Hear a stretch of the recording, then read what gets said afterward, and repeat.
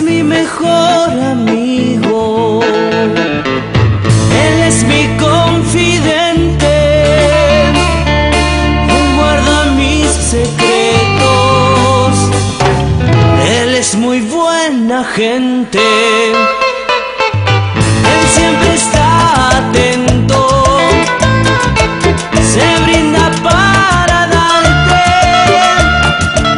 todo el cariño puro y sincero. Es mi querido Padre, todo el cariño puro y sincero.